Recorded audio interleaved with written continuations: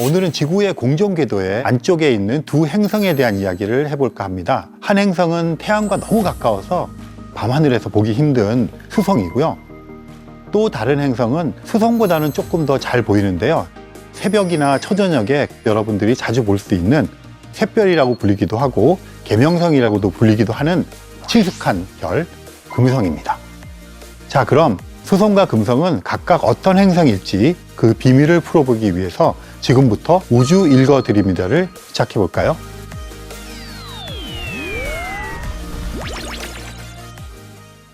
안녕하세요. 천문학 박사 이명현입니다. 수성과 금성을 이야기할 때 빼놓을 수 없는 것이 바로 태양으로부터의 거리인데요. 태양계에서 태양과 가장 가까운 첫 번째, 두 번째 행성이 바로 수성과 금성입니다. 그렇다면 과연 이 두 행성 중에 어떤 행성이 더 뜨거울까요? 태양으로부터 떨어진 거리를 따지자면 수성이 제일 가깝습니다. 그래서 아마 수성이 제일 뜨거운 행성이라고 생각하시는 분들이 많이 있을 것 같습니다. 하지만 사실은 태양계 내에서 가장 뜨거운 행성은 금성입니다. 결정적인 차이가 수성에는 대기가 없고 금성에는 대기가 있습니다. 수성 같은 경우는 대기가 없기 때문에 들어왔던 태양의 열기가 바로 빠져나가게 되는데, 금성은 태양열을 받은 다음에 이산화탄소가 그 열을 붙잡고 있게 됩니다. 흔히 우리가 그린하우스 효과 또는 온실 효과라고 말하는 것인데요. 그 때문에 금성 대기에서의 온도가 점점 높아지게 됩니다. 그렇기 때문에 태양계에서 가장 뜨거운 행성, 그러면 금성인 것입니다. 여기서 제가 한번 강조해서 말씀드리고 싶은 것은요, 어떤 행성의 온도라고 하는 것은 그가 속해 있는 별에 얼마나 가까운가 하는 것이 첫 번째 결정적인 이유가 되긴 하지만, 또 한 가지 굉장히 중요한 것이 대기가 있느냐 없느냐, 그리고 그 대기가 얼마나 두꺼운가, 이런 효과가 같이 겹쳐져 있다는 말씀을 꼭 드리고 싶습니다. 자, 지금부터는 태양에서 가장 가깝지만 금성보다는 온도가 낮은 수성은 도대체 어떤 별일까 하나씩 짚어보겠습니다. 수성을 얘기할 때 가장 큰 특징은요, 태양에서 가장 가까운 행성이다 하는 것이고요. 태양에서 굉장히 가까운 쪽에서 궤도를 돌기 때문에 공전하는 주기가 굉장히 짧습니다. 그리고 수성에는 대기가 없습니다. 그렇기 때문에 태양을 바라보고 있을 때는 영상 400도까지 올라갔다가 밤이 되면 영하 100도, 200도까지 떨어지는 아주 혹독한 환경이라고 생각을 하시면 됩니다. 그래서 생명체가 살기는 굉장히 힘든 그런 조건입니다. 그리고 또 한 가지는 달이랑 구분하기가 참 힘듭니다. 크기도 달이랑 비슷하고요. 그 다음에 수성의 표면을 보면 대기가 없기 때문에 많은 크레이터들이 존재합니다. 크레이터란 소행성이 충돌하면서 생긴 운석공이라고도 부르는 그런 흔적인데요. 이 크레이터 같은 것들이 사진에 찍혀 나왔을 때 사람들이 많은 경우 이게 사람 모양을 닮아서 외계인의 모습이다, 외계인의 메시지다, 이런 이야기를 하기도 하고요. 웃는 모습이 들기도 하고, 또 알파벳 모양이 나타나기도 하고, 이렇게 크레이터를 보면서 사람들이 많이들 그런 상상들을 하고 해석을 하는데요. 이런 것 때문에 수성은 이게 혹시 달이 아닐까, 이런 착각을 할 수도 있는 그런 행성입니다. 그런데 태양을 돌고 있는 수성의 공전 궤도가 사실은 현대의 과학을 한층 발전시키는데 굉장히 큰 역할을 했습니다. 만유인력 법칙이라고 아시죠? 요즘은 이제 보편 중력 법칙, 이렇게도 보통 말을 하고 있는데, 아인슈타인의 상대성 이론이 나오기 전에 우리가 믿고 있고 받아들이고 있던 중력 이론이거든요. 그 이론을 바탕으로 해서 계산을 해봤는데 이게 잘 안 맞는 거예요. 그래서 수성이 이렇게 돌고 왔을 때 원래 와야 되는 위치에 오지 않고 다른 위치에 자꾸 있는 겁니다. 그래서 사람들이 굉장히 고민이 많았는데, 아인슈타인이 1915년에 일반 상대성 이론을 발표를 했어요. 일반 상대성 이론이라고 하는 것은 어떤 질량을 가진 물체가 있으면 그 주변의 공간이 휘어진다. 이게 바로 굉장히 중요한 포인트 중에 하나인데요. 뉴턴이 얘기했던 그런 만유인력 법칙에 의하면 공간이 휘어지지 않습니다. 이게 그 결정적인 차이거든요. 그러면 휘어져 있는 공간을 도는 것하고 휘어져 있지 않은 공간을 도는 것하고 한 바퀴를 돌았을 때 위치의 차이가 날 수가 있거든요. 그래서 과학자들이 구부러진 이렇게 휘어져 있는 공간을 만든 다음에 수성의 궤도를 그려보니까 관측하는 것과 이론이 딱 맞아 떨어지는 거예요. 그래서 이 수성의 공전 궤도는 그 일반 상대성 이론을 증명하는 굉장히 중요한 증거로서 지금까지도 회자되고 있습니다. 수성은 또 재밌는 게 몇 가지가 있는데요. 공전 주기하고 자전 주기가 굉장히 비슷해요. 공전 주기가 88일 정도가 됩니다. 그러니까 지구의 365일에 비해서는 굉장히 가깝게 빨리 도는 거죠. 그런데 재밌는 게요. 수성이 자전을 해서 한 바퀴를 도는데 무려 59일이나 걸립니다. 굉장히 재밌지 않습니까? 그래서 이게 공전주기가 자전기가 비슷하고요. 그 말은 뭐냐면 하루가 지났네, 그리고 또 하루가 지나고 한 반나절쯤 지나면 1년이 지나는 거예요. 그래서 우리는 하루 지나서 365일이 지나야 1년이 지났다고 생각하는데 이렇게 다른 거죠. 이렇게 자전주기와 공전주기가 비슷해지는 것은 여러 가지 이유가 있을 수 있는데요. 가장 큰 이유는 굉장히 큰 어떤 천체 주위를 돌고 있는 천체들이 자전주기와 공전주기가 가까워지는 경우가 굉장히 많이 있습니다. 이 수성도 태양이라고 하는 천체에 굉장히 가깝게 존재하기 때문에 공명 현상을 일으키면서 자전주기와 공전주기가 닮아가는 그런 현상을 보인다고 생각을 하시면 되겠습니다. 만약에 외계인 천문학자들이 있어서 태양계에 있는 행성을 관측을 하면 분명히 지구와 금성은 쌍둥이 행성이라고 부를 겁니다. 그 이유가 지구와 금성은 크기도 비슷하고요. 대기를 가지고 있는 것도 비슷해요. 그래서 예전부터 천문학자들은 지구와 가장 비슷한 행성으로 금성을 얘기를 많이 했습니다. 그래서 1960년대 이때는 뭐 이런 광고를 그려놓은 것을 제가 본 적도 있어요. 보통 미국의 플로리다 같은데 날씨가 좋아서 여름에 바캉스 많이 가고 그러지 않습니까? 근데 광고가 그렇게 났어요. 플로리다가 아니라 금성의 해변가로 바캉스를 가자, 이런 것들이 굉장히 많이 유행을 했었거든요. 그만큼 금성은 지구보다 태양에 더 가까이 있고, 그러니까 더 따뜻하고 온화한 것이라고 그렇게 사람들이 생각을 했거든요. 그랬는데 1960년이 지나면서 코스모스라는 책을 쓴 칼 세이건이라고 하는 분이 등장을 했어요. 근데 칼 세이건이 여러 가지 관측된 결과를 조사를 하다 보니까 금성이 지구보다 조금 더 따뜻한 그런 것이 아니라 표면의 온도가 무려 450도를 넘어갈 정도로 정말 뜨거운 행성일 거라는 것이 결과를 분석해서 알아내기 시작했거든요. 그런데 그렇게 얘기를 하고 발표했는데 사람들이 잘 믿지를 않았었어요. 그렇다면 직접 금성에 탐사선을 보내서 온도를 재보면 되는 거겠죠. 그래서 예전에 그 러시아라는 나라가 있기 전에 소련이라고 하는 곳이 있었는데요. 이 소련과 미국이 탐사선들을 뭐 달에도 보내고 금성에도 보내고 이런 경쟁을 하고 있었을 때입니다. 그랬는데 금성의 표면에서 온도가 한 300~400도 될 거라고 생각하고 그 정도에서 녹지 않는 탐사선을 보내는데요.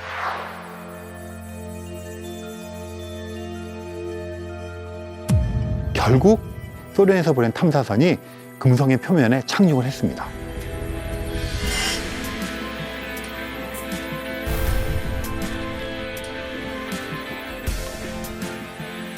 근데 그때 드디어 칼 세이건이 얘기했던 것처럼 표면에서 온도가 450도 이상, 470도까지도 올라간다는 사실을 관측적으로 증명을 하게 되었죠. 그럼으로써 사람들은 이제 금성에 대한 환상을 이제 깨버리게 되었죠. 그래서 금성이 수성을 제치고 태양계 내에서 가장 뜨거운 행성으로 자리매김을 하게 되었습니다. 금성에는 여러 대의 탐사선들이 가서 이미 금성 표면에 대한 것들을 많이 알고 있었는데요. 조금 더 자세하게 밝히기 위해서 1989년 5월 달에 미 항공우주국 나사에서 금성 탐사선 마젤란을 띄워 올렸습니다.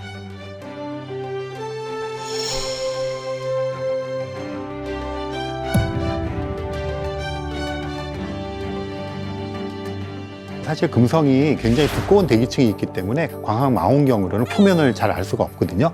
그래서 마젤란의 임무 중에 하나는 그 표면을 레이더를 통해서 관측을 하고 어디에 뭐가 있는지 그런 지도를 만드는 것이었는데요. 발사한 지 약 4년이 지난 1992년 시점에 금성 표면의 98% 정도를 지도하는 데 성공을 했다고 합니다. 그럼 금성 탐사선 마젤란이 그린 금성의 지도에는 과연 어떤 모습이 담겨 있었을까요? 금성은 이제 대기가 두껍고 그다음에 굉장히 뜨겁기 때문에 이런 작용들이 되게 많이 일어나서 수성 같은 경우나 달 같은 경우처럼 대기가 없는 경우에 소행성이 충돌했던 크레이터가 굉장히 잘 남아 있는데 금성 표면에 그런 것들이 이제 긴 세월을 지나오면서 다 망가지고 없어졌죠. 그래서 그런 표면들에서 여러 지질학적인 현상이 일어났던 걸 발견했고요.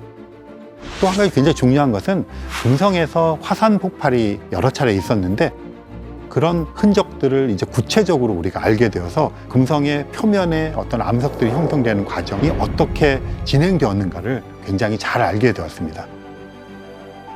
그래서 앞으로도 금성의 탐사선들이 이제 굉장히 많이 갈 텐데 목적에 따라서 어떤 곳들을 특정해서 가야 된다 이런 걸 할 때 우리는 굉장히 중요한 자료를 갖게 되는 거죠.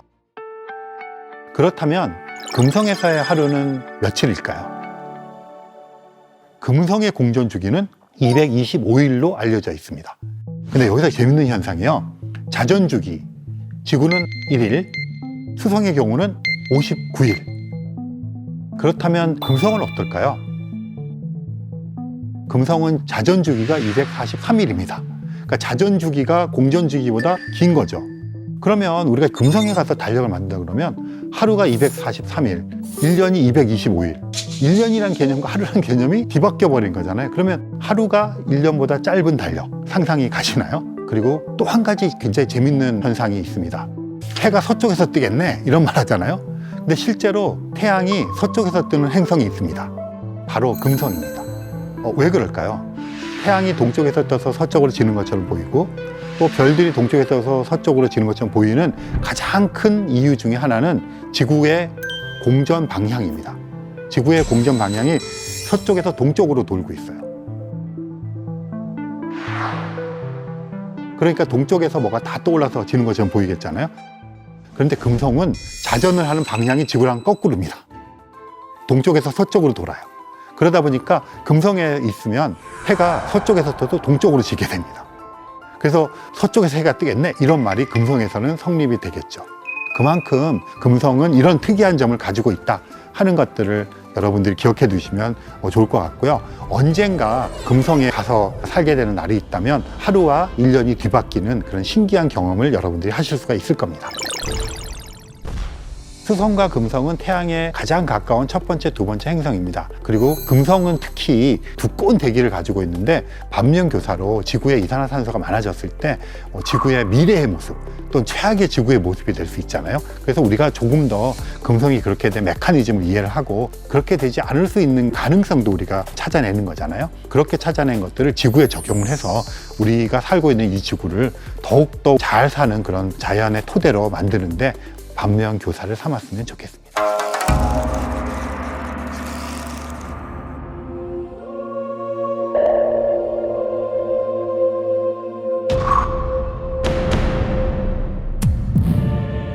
대기가 되게 옅어요. 모래폭풍 같은 것들 치명적으로 우리에게 타격을 입힐 수가 있거든요. 거기다 정착존을 만들기 시작하고 몇천 명, 몇만 명을 이주시켜서 도시를 건설하고 거기서 살게 하겠다. 인류는 왜 화성에 관심을 갖는 것일까요? 과연 그곳에는 생명체가 살고 있기는 한 것일까요? 그럼 지금부터 저와 함께 화성으로 떠나보실까요?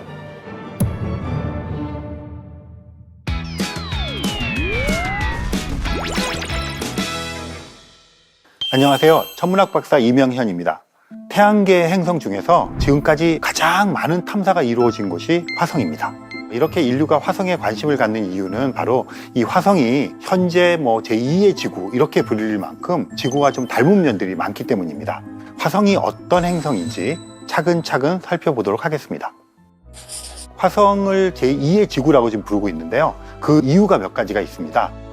화성은 물리적인 것을 보면요. 크기가 지구에 비해서 한 절반 정도 됩니다. 그리고 이제 겉보기라고 할까요? 아니면 이제 드러난 자연 환경이라고 할까요? 그런 면에서 지구와 좀 비슷한 점들이 많이 있습니다. 일단 화성은 자전축이 있어요. 지구랑 좀 비슷하게 기울어져 있습니다. 그 말은 뭐냐면 계절이 있다는 얘기예요.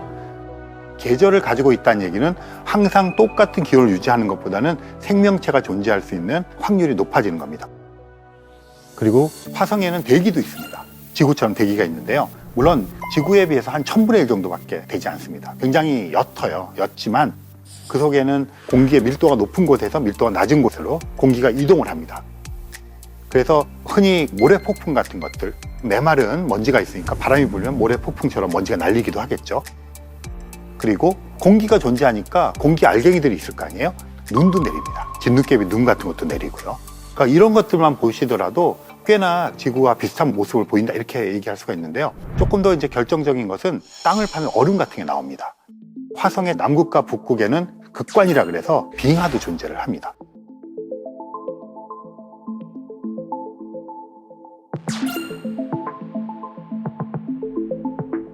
그리고 최근에 인사이트라고 하는 화성 탐사선이 가서 화성에서 지진 같은 것처럼 땅이 움직이는 그런 현상이 일어나는 것도 발견을 했습니다. 그래서 화성의 자연 환경 조건이라고 하는 것은 이런 면들을 보면 지구와 굉장히 유사한 점이 많다, 이렇게 말씀을 드릴 수가 있겠습니다. 영화에서 화성에 가서 감자를 기르는 그런 역할을 했는데요. 감자를 기르기 위해서는 두 가지 조건이 충족이 돼야 합니다. 하나는 토양이 있어야 돼요. 흙이 있어야 되고요. 화성에 흙이 있습니다. 그러니까 문제가 없어요. 그런데 흙에다가 그냥 감자를 심는다고 해서 감자가 자라지 않습니다. 그 감자를 자라게 만들어주는 미생물이 있어야 되거든요. 근데 화성에는 아직까지 미생물이 있다는 것이 밝혀진 적이 없어요. 지금 화성에 감자를 심으면 감자가 자라지 않습니다. 그래서 지금 우리가 하고 있는 것 중에 하나가요, 화성의 흙과 거의 유사한 흙이 있는 지점에다가 여러 가지 미생물들을 바꿔가면서 실험을 합니다. 감자를 키우고 있어요.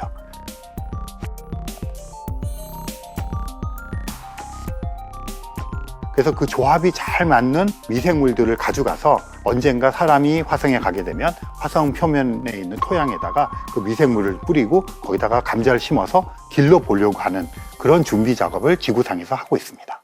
지구와 화성엔 비슷한 점이 꽤 많죠. 그런데 여러분, 이런 공통점 때문에 화성에 외계 생명체가 살지도 모른다는 상상이 영화나 과학소설의 주된 소재가 되어 왔는데요. 하지만 지구와 화성 두 행성에는 아주 중요한 차이점들이 있습니다. 일단은 화성에는 자기장이 없습니다. 그래서 대기가 되게 옅어요. 그리고 대부분 이산화탄소로 이루어져 있기 때문에 우리가 화성에 간다고 하더라도 우주복을 입지 않고 그냥 호흡을 할 수가 없습니다. 그게 결정적인 차이점이고요. 또 태양으로부터 날아오는 우주선이라고 부르는 그런 입자들이 있는데 그런 것들이 이제 치명적으로 우리에게 타격을 입힐 수가 있거든요. 그런 것들을 막아줄 자기장이 없기 때문에 화성 표면에서는 그것에 노출이 될 수밖에 없습니다. 그래서 어떤 생명체가 살아가기에 힘든 면이 있죠. 그래서 지구의 생명체 입장에서 봤을 때는 결정적인 차이점이라고 얘기할 수가 있겠습니다.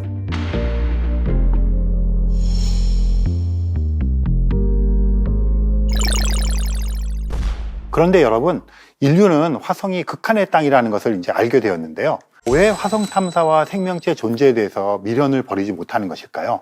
그건 화성의 표면을 보면 일정 부분 이해하실 수가 있습니다. 화성 표면에는 굉장히 특별한, 특징적인 모습이 눈에 띕니다. 꾸불꾸불한 흔적들이 많이 보이고 있습니다. 바로 물이 흐른 흔적입니다.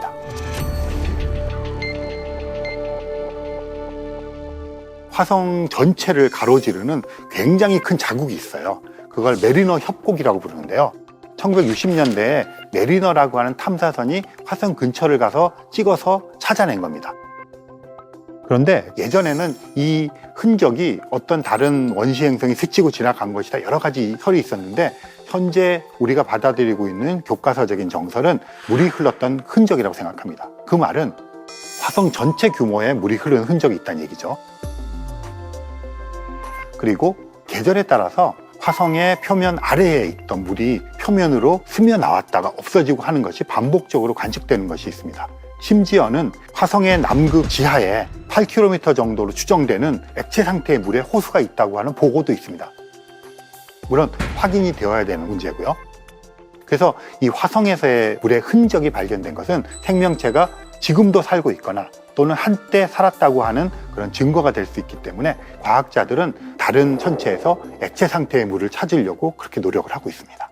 그런데 과학자들이 화성의 미생물이나 또는 과거에 이제 생명체가 살았을지도 모른다고 추측을 하고 있는데 물 이외에 또 다른 강력한 증거가 있습니다.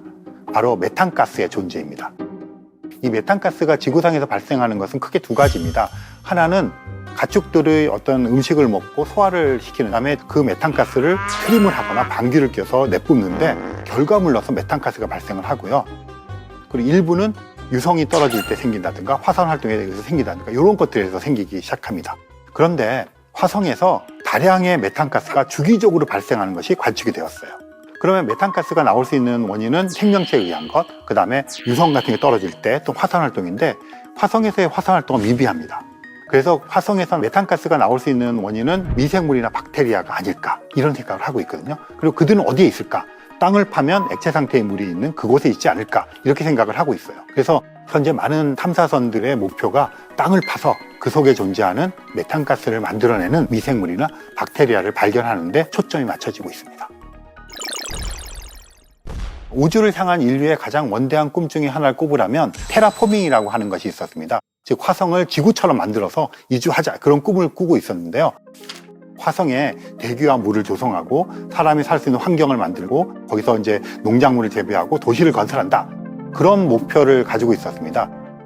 하지만 이런 규모의 전 화성적인 테라포밍은 기각된 지가 오래됐고요. 지금은 그런 것이 아니라 화성의 일부 지역에 기지를 짓고 그 기지 속에 들어가서 인류가 살아가는 그런 정도의 정착을 목표를 삼고 있습니다. 근데 과연 이런 정도도 실현이 가능할 것인지, 또 만약 가능하다면 언제쯤 이루어지게 될 것인지 한번 살펴보도록 하겠습니다. 지금까지 가장 많은 탐사선이 간 곳이 달이 아니라 오히려 화성입니다. 그만큼 화성에 많은 관심을 갖고 있었는데요.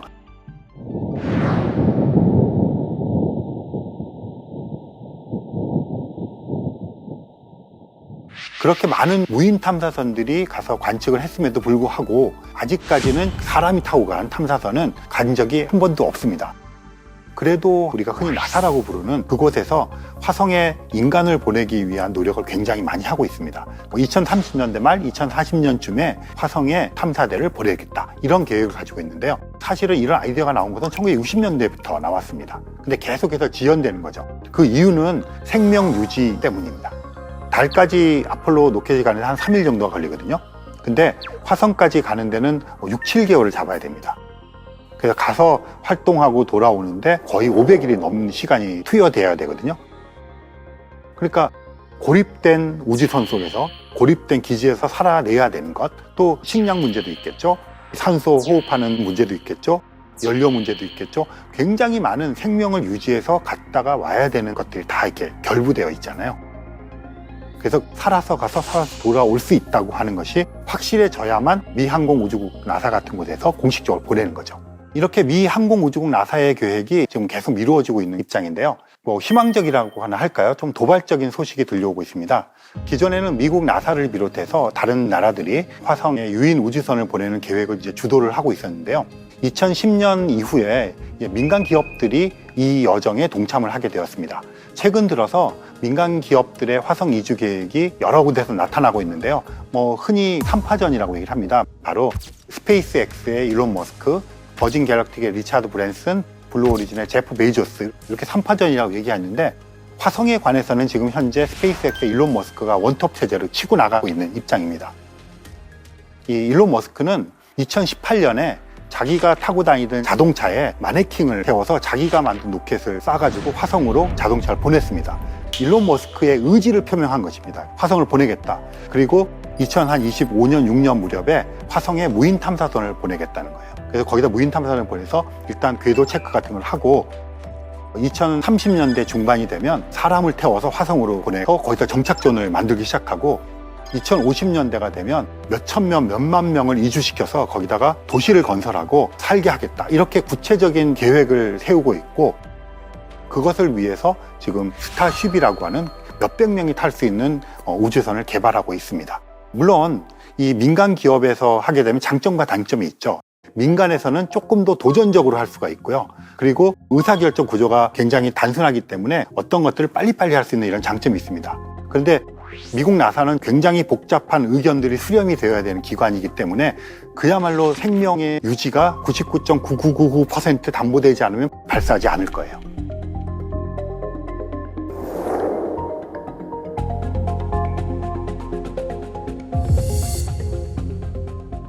이거는 진취적이지만 굉장히 오랜 시간 동안 사람을 태워 가야 되는 일이기 때문에 한 번 실패를 하게 되면 몇십 년이 지연되는 그런 결과를 얻을 수도 있습니다. 그래서 2040년 무렵에 일론 머스크의 스페이스X를 비롯한 민간과 미국 나사를 비롯한 여러 나라들이 동시다발적으로 화성에 유인 탐사선을 보낼 것을 기대하고 있지만, 항상 사람이 관련되어 있는 이런 탐사들은 지연이 되어 왔던 것들도 역사가 증명해 주는 것이기 때문에 조금 안전하게 얘기하자면 2050년대 정도가 되어야 실질적인 그런 유인 탐사가 일어나지 않을까 하는 것들이 보수적인 의견인 것 같습니다. 인류가 지구 이외에 발을 디딜 곳은 아직까지는 달뿐입니다. 하지만 이제 우주 여행은 물론 화성으로의 이주까지 상상이 가능한 시대가 왔습니다.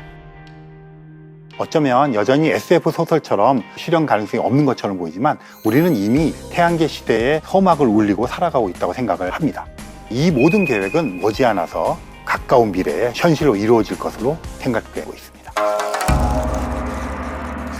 목성 다음으로 큰 행성이 무엇인지 아시나요? 제가 좀 힌트를 드릴게요. 밤하늘에서 맨눈으로 볼 수 있는 행성들 중에서 가장 멀리 떨어져 있고요. 지구의 달과 같은 위성이 이름을 붙여진 것만 80개가 넘습니다. 그리고 결정적인 힌트 한 가지가 더 있는데요. 고리가 있다는 겁니다. 고리라고 하면 딱 떠오르는 행성이 하나 있죠.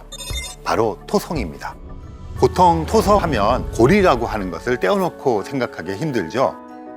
그런데 고리라고 하는 것이 아주 절대적인 존재라고 생각을 했었는데 몇 년 전부터 토성의 고리가 사라지고 있다, 이런 이야기가 나오면서 천문학계뿐 아니라 일반인들의 관심도 뜨겁게 나타나고 있습니다. 대체 어떤 이야기일까요? 오늘 우주 읽어드립니다에서는 토성과 토성의 고리를 둘러싼 미스테리에 대해서 자세히 풀어보도록 하겠습니다.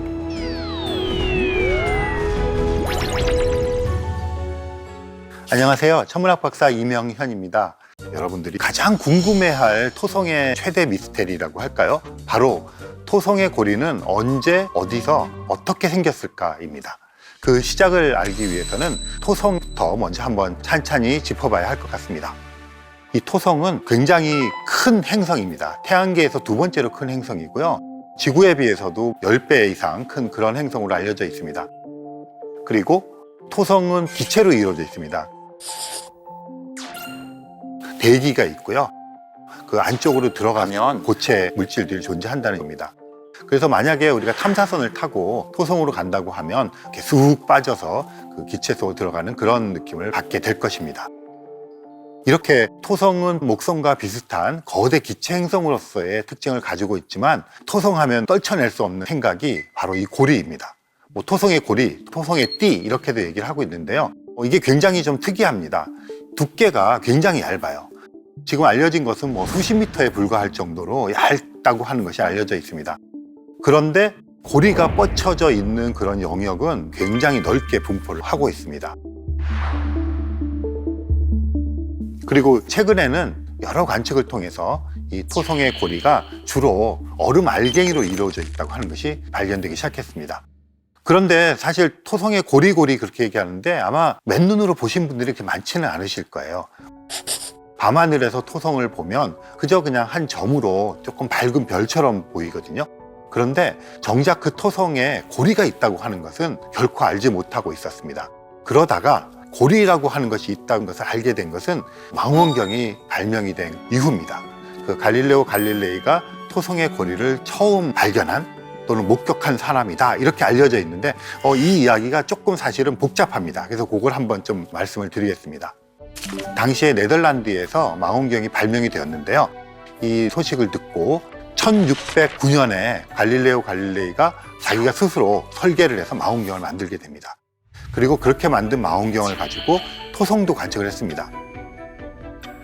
그런데 안타깝게도 갈릴레오 갈릴레이가 만들었던 당시의 망원경의 성능이 조금 애매했던 거죠. 이 토성의 고리를 완전히 분해해서 알아차릴 정도의 성능이 되지 못했습니다. 그래서 갈릴레오 갈릴레이는 이런 띠가 있다, 고리가 있다고 선언하지 못하고 뭔가가 붙어 있다, 귀라고도 얘기하고 혹이라고도 얘기하고 그런 식으로 기록을 남겼습니다. 그러니까 갈릴레오 갈릴레이가 역사상 처음으로 토성에 뭔가가 붙어 있다고 하는 사람이 되는 것이죠. 그런데 이제 망원경이 점점 좋아집니다. 한 50년 정도가 흐른 후에 이 하위현스라고 하는 네덜란드 천문학자가 성능이 더 좋은 망원경을 가지고 관측을 하게 됩니다. 그랬더니 이번에는 혹으로 보이는 것이 아니라 고리를 발견하게 됩니다. 그래서 공식적으로 기록에 남아있는 것을 통해서 최초의 고리의 발견자는 네덜란드 천문학자인 하위현스에게 돌아가야 마땅하다고 생각이 되지만 또 한편으로는 이 토성에 그런 고리가 있다는 것을 인지한 첫 번째 사람은 갈릴레오 갈릴레이였다, 그렇게 말씀을 드릴 수가 있겠습니다. 그 다음에 또 한 사람의 굉장히 중요한 인물이 있는데요. 카시니라고 하는 천문학자가 있었는데요. 이분이 토성의 고리를 이제 더 좋은 망원경으로 이제 관측을 하는 거죠. 그런데 관측을 하다 보니까 이 고리라고 하는 게 하나가 아니라 여러 개로 이루어져 있다는 것을 알게 됩니다. 고리가 하나 있으면 그 다음 고리가 있고 이러면 그 사이에 틈이 생기잖아요. 그래서 그것을 카시니 틈이라고 명명을 했습니다. 이런 과정을 통해서 토성의 고리의 비밀이 하나씩 둘씩 발견되기 시작합니다. 이때까지만 하더라도 이 토성의 고리를 관측하는 수단은 지구상에 있는 망원경을 통해서 관측한 것이 전부였습니다. 그런데 획기적인 변화가 1970년대에 일어나게 됩니다. 드디어 파이어니어 11호가 토성 근처를 지나갑니다. 파이어니어 11호가 토성에 가장 가까이 접근한 것은 1979년 9월달 거의 2만 킬로미터 거리에서 토성의 고리를 관측했습니다. 그리고 보이저 1호가 1980년 11월에 64,200km까지 접근을 했고요. 보이저 2호는 1981년 8월에 41,000km까지 접근해서 이전에는 볼 수 없었던 그런 새로운 고리들을 발견했습니다.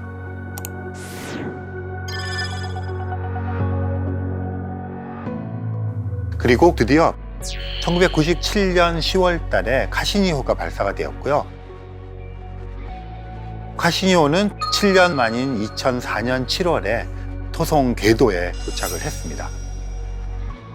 그리고 카시니호는 토성의 고리의 내부를 촬영하는 데 성공을 했습니다. 그런데 막상 가서 보니까 놀랍게도 이 고리라는 것이 두께가 얇은 그런 고리들이 수천 개, 수만 개로 이루어져 있는 것을 발견하게 되었습니다. 그러다 보니까 토성의 고리를 예전에는 A고리, B고리, C고리, D고리 이렇게 얘기를 했었는데 그런 것들이 이제 무색하게 되었습니다. 저희가 어렸을 때만 하더라도 그런 거 다 외우고 막 이거 다니고 있었거든요. 그런데 지금은 그러기보다는 굉장히 다양한 현상이 있고 역학적으로 가능한 위치에는 거의 모든 것들이 존재하고 있다. 이렇게 생각을 하시면 되고요. 그리고 심지어는요, 고리를 형성하고 있는 얼음 알갱이들이 토성 주위를 이렇게 돌고 있는데 그냥 도는 것이 아니라 다 중력의 영향이 있고 서로 간의 간섭을 통해서 이게 마치 파동치듯이 돌고 있다는 사실을 발견하면서 이 모든 것들이 굉장히 규칙적으로 토성을 중심으로 공전을 하고 있다는 것을 알게 됩니다. 그리고 고리와 고리 사이에 또 서로 간의 막 중력의 영향이나 이런 걸 보이잖아요. 그래서 어떤 때는 이 고리의 가닥들이 서로 얽혀 있는 것처럼 보이는 경우도 있고요. 마치 파동을 치면서 이렇게 도는 것처럼 보이기도 합니다. 그래서 토성의 고리가 가지고 있는 그들의 움직임 속에 나타나는 이 역학을 이해하는 것이 지금 현대 천문학에서 굉장히 큰 과제 중에 하나로 나타나고 있습니다. 지금 쟁점 중에 하나는 토성의 고리는 언제 생긴 것이냐 하는 것입니다. 최근에 이제 카시니호 관측도 그렇고요. 토성에 대한 관측을 여러 번 하다 보니까 토성의 고리가 토성이 생길 때 같이 생겨서 토성이 없어질 때까지 운명을 같이 하는 존재가 아니라고 하는 것을 알게 되었습니다. 최근에 좀 충격적인 논문들이 나오기 시작했는데 이 고리가 생긴 게 46억 년 전에 태양계가 형성이 되고 토성이라고 하는 행성이 형성될 때 생긴 것이 아니라 불과 1억 년이나 2억 년 전에 형성됐다, 이런 주장들이 나오기 시작했습니다. 그리고 토성의 고리가 소행성이라든가 어떤 위성 같은 것이 깨진 것이 아니라 아주 작은 돌멩이들이 유입이 되면서 형성되었다고 하는 그런 주장들이 나오기 시작했습니다. 그래서 지금 토성의 고리에 대해서 천문학자들이 가지고 있는 생각은 토성의 고리는 처음부터 생겨서 끝까지 가는 것이 아니라 어느 시점에서 생겼다, 어느 시점에서 없어질 수 있다 하는 것들, 그러니까 역동적이라는 것이죠. 그러면 이제 쟁점이 그런 거죠. 이게 지금 형성되고 있는 것인가, 해체되고 있는 것인가. 그래서 처음 이제 이 토성의 고리 문제를 제기하는 논문들은 물질들이 빠져나가면서 토성의 고리가 지금 해체 단계에 있다, 이런 말을 했었는데, 또 다른 논문에서는 이것들이 여전히 토성의 위성으로부터 나오는 물질들이 계속 유입이 되고 있기 때문에 이건 형성 단계다, 이런 이야기도 하고 있습니다. 그래서 아직까지는 그런 것들이 서로 경쟁을 하면서 나아가고 있다, 이렇게 말씀을 드릴 수가 있겠습니다. 토성의 고리 얘기를 하다 보니까 아마 여러분들 머릿속에 그럼 지구에는? 이런 질문이 떠올랐을 겁니다. 혹시 지구에도 고리가 있었을까요? 먼저 이 질문에 대해서 대답해 보는 가장 쉬운 방법은 이 고리가 혹시 예전에 지구에도 있었다면 흔적이 남아 있을 거예요. 그래서 그 흔적을 찾아보는 방법인데 지금까지 관측 결과 지구에 고리가 있었다는 흔적은 발견하지 못했습니다. 하지만 이 고리라고 하는 것이 그 어떤 행성의 일생에 있어서 어느 시점에 생기고 또 어느 시점에 없어진다고 한다면 지구에는 생기지 말란 법이 없잖아요. 그래서 질문을 이렇게 바꿔야 될 것입니다. 지구라고 하는 행성의 환경으로 보아서 이 고리라고 하는 것이 어느 시점에 생길 가능성이 높은가? 만약에 생길 가능성이 없다면 고리를 생기게 하는 환경 조건은 무엇인가? 이렇게 질문을 바꿔야 될 것이고요. 그 질문에서 던지는 조건에 지구가 부합되는가? 그래서 지구에도 고리가 생길 가능성이 있는가? 이렇게 이제 질문이 바뀌어져야 될 것입니다. 토성을 바라보는 재미 중에 하나가 토성이 거느리고 있는 위성들입니다. 지금 토성의 위성 중에서 명명된 것이 거의 90개에 이릅니다. 그리고 아직 이름이 지어지기를 기다리고 있는 것 또한 여럿이 있거든요. 이 위성들이 각각의 특성들을 가지고 있고요. 이런 특성들을 가지고 있는 것 중에서 이제 우리 지구인의 관점에서 거주 가능성과 관련해서 관심의 초점이 되어 있는 위성이 2개가 있습니다. 그 위성들 한번 살펴보도록 하죠. 먼저 살펴볼 토성의 위성은요, 타이탄입니다. 토성에 카시니 탐사선이 갔을 때 카시니 탐사선 안에 작은 하유연소 탐사선을 가지고 갔는데, 이 하유연소 탐사선은 타이탄에 착륙을 시키는 것이 목적인 탐사선입니다. 그래서 이 하유연소 탐사선을 타이탄으로 착륙을 시킵니다. 그러니까 말이 착륙이지 사실은 자유낙하에 가깝게 떨어지면서 사진을 막 찍어서 전송하는 건데요. 타이탄의 두꺼운 대기를 통과를 하면서요, 타이탄의 표면 사진을 찍어 보냈는데 보니까 바다가 있어요. 이 타이탄만 하더라도 태양으로부터 떨어진 거리가 굉장히 멀잖아요. 그래서 액체 상태의 물이 존재는 할 수 없지만 메탄이라든가 암모니아 같은 것들이 기체가 아닌 액체 상태로 타이탄의 호수와 바다와 강을 막 흘러다니고 있습니다. 그리고 특히 우리가 이 타이탄에 주목하는 이유는 지구가 46억 년 전에 처음 태어나서 바다가 형성이 되고 호수가 형성이 되고 대기가 형성이 되었을 때 그때의 모습과 이 타이탄의 모습이 굉장히 비슷합니다. 그래서 이 타이탄에 가면 생명체가 탄생하는 그런 모습을 우리가 직접 목격할 수 있지 않을까, 이런 기대를 가지고 있습니다. 하지만 인간이 가서 살 수 있는 그런 후보지로 마땅한가? 그렇게 생각했을 때는 주로 메탄가스, 암모니아가스 이루어져 있기도 하고, 그래서 우리가 살고자 하는 거주 지역으로서는 별로 큰 매력은 없다. 하지만 생명이 탄생하는 장면을 목격하는 곳으로서는 굉장히 큰 매력을 가지고 있다. 이렇게 말씀드릴 수가 있겠습니다. 이 타이탄이 굉장히 큰 위성이라면 작은 위성 하나가 또 우리들의 관심에 있습니다. 엔셀라두스라고 하는 위성인데요.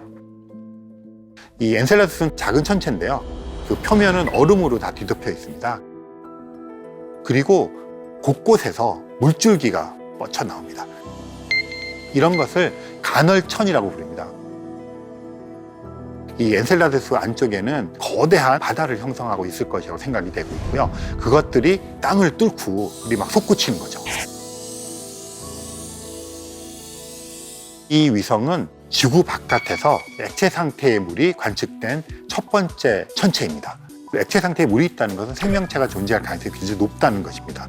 이 한 가지 하고, 또 하나는 수소, 산소, 질소, 탄소, 황인, 요 6가지가 생명체를 이루고 있는 필수 원소라고 얘기를 하는데요. 그런 것들이 이 엔셀라두스에서 다 발견이 되고 있습니다. 그래서 이 엔셀라두스가 생명체 발견에 적합한 곳이다, 이렇게 관심을 갖고 있습니다. 태양계에서 가장 신비롭고 가장 특징적이고 가장 아름다운 천체를 꼽으라 그러면 아마 여러분들은 토성을 많이들 꼽으실 겁니다. 이 토성은 겉모습의 아름다움뿐 아니라 토성이 거느리고 있는 행성들에서 생명체의 가능성, 또 이 고리가 가지고 있는 굉장히 복잡하지만 아름답고 조화로운 그런 어떤 역학적인 구조들, 이런 것들이 있고, 이 고리의 형성 과정에 대한 또 새로운 질문을 던지고 있잖아요. 그래서 이 토성은 보이는 것뿐 아니라 실제로 토성 위에서 이루어지고 있는 이 여러 가지 현상들조차도 아름다운, 그야말로 태양계에서 가장 아름답고 멋지고 특색 있는 행성이라고 할 수 있겠습니다.